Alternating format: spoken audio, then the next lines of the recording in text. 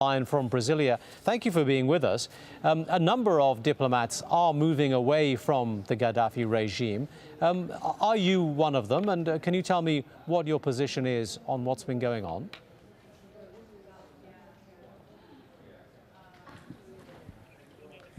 To begin with, I would like to extend my deep appreciation to Al Jazeera for this wonderful coverage.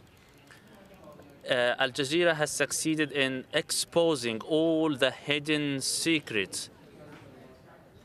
I extend my thanks. Al Jazeera has been exposing the massacres across Libya. What concerns me here is the people of Libya nationwide. Al Zawiya, Benghazi, and all other regions, Al Baida. We condemn the excessive use of force and violence in Libya. And I request Al Jazeera, I was just listening to Mr. Ibrahim Al-Za'faran of the emergency unit about the condition of hospitals in Libya.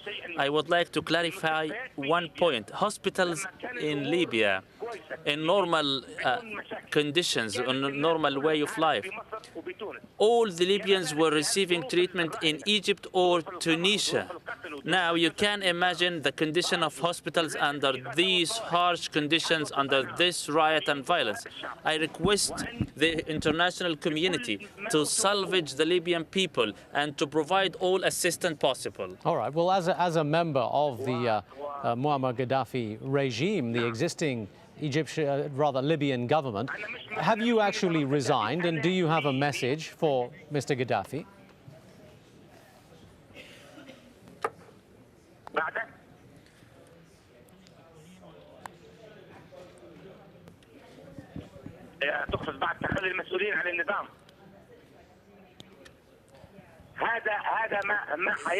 This what will happen and will continue to happen. Officials will continue to abandon him. As you recall, Al-Gaddafi called the people over the phone.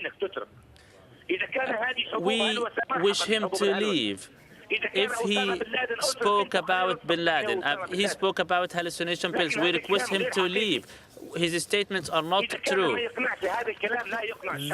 His words are not convincing to the Libyan people. It is not going to convince the whole world. All right. Adel Suisi in Brasilia, thank you for talking to us. That is Adel Suisi, a diplomat in the Libyan embassy in Brasilia. He was speaking through a translator, so apologies for the delays in that. Now, rescuers in New Zealand say they're losing hope of finding any more survivors from the earthquake that hit the city of Christchurch. The Civil Defence Minister says 102 people are now confirmed dead. More than 220 are still thought to be missing. But more than 24 hours have now passed without any further signs of life from under the rubble. Water, electricity and sewerage remain cut in parts of the city, and fuel is said to be running short. Tanya Page is in Christchurch with more on the rescue efforts. The death toll is expected to climb much higher, with police having grave concerns for up to 226 people.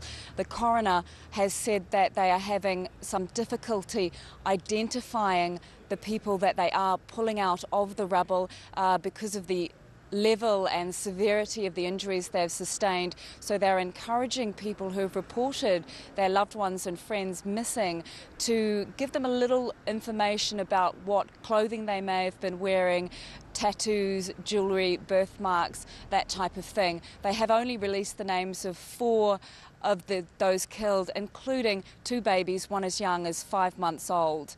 Now, a massive international search and rescue operation is underway, despite the fact that it was on Wednesday that the last person pulled alive from the rubble was recovered. They are still hopeful that they will find more people alive. There are rescue teams from 6 different countries here working around the clock, really, although the worst affected area is under lockdown 24 hours a day.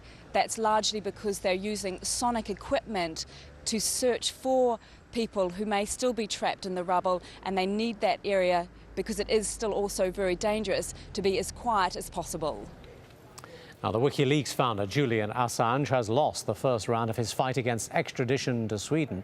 He's wanted there for questioning over allegations of sexual assault. Assange says he will appeal against the London court's decision. Tim Friend reports. This decision is a major blow for Julian Assange and WikiLeaks. The whistleblower who revealed secret US embassy cables to Washington's anger and embarrassment must now face the possibility of a trial on sex charges in Sweden. He says they're politically motivated and designed to smear his reputation. He'll appeal and could still avoid extradition. What we saw today at Belmarsh was a rubber stamping process that comes as no surprise, but is nonetheless wrong. A rubber stamping process that is a result of a European arrest warrant system run amok. His defence team say that Assange will not get a fair trial in Sweden, but the UK judge said there was no evidence to support that. There's still a concern amongst Julian Assange's supporters, like these people here, that he could eventually end up being taken to the United States, where many people, US politicians among them, believe that he should be tried for espionage and WikiLeaks rated as a terrorist organisation. We are still hopeful that the matter will be resolved in this country. We still remain very optimistic about our opportunities on appeal. The judge made a very important finding in relation to both the fact of a secret trial, which in Sweden, which is an anathema to the open justice principle, which we in this country, and I think in most civilized countries of the world, hold very dear. Assange has the support of celebrities and human rights activists. He denies the sex charges against him, but he must continue to wear an electronic tag which his defence team called degrading and demeaning. Tim Friend, Al Jazeera, Belmarsh Court, London. And just a quick reminder that you can keep up to date with everything that's going on in Libya and in the rest of the world news by visiting our website, aljazeera.net/English, updated 24 hours a day.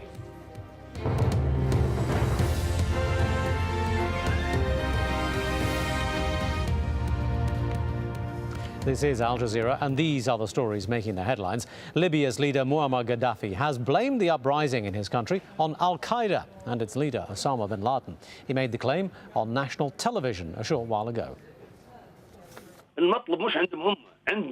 The demands come from bin Laden. You, as Zawiya people, are substituting the popular and Jamahiriya system with bin Laden. Bin Laden cells have been operating here for months. His operatives are provoking and brainwashing your children, inciting them to launch attacks. The enemy perpetrating the killings of our children, operating from mosques or elsewhere. Bin Laden and his operatives are providing your children with hallucination pills. Those are the true perpetrators. Arrest them and bring them to court. Meanwhile, forces loyal to Gaddafi have launched a fierce counterattack.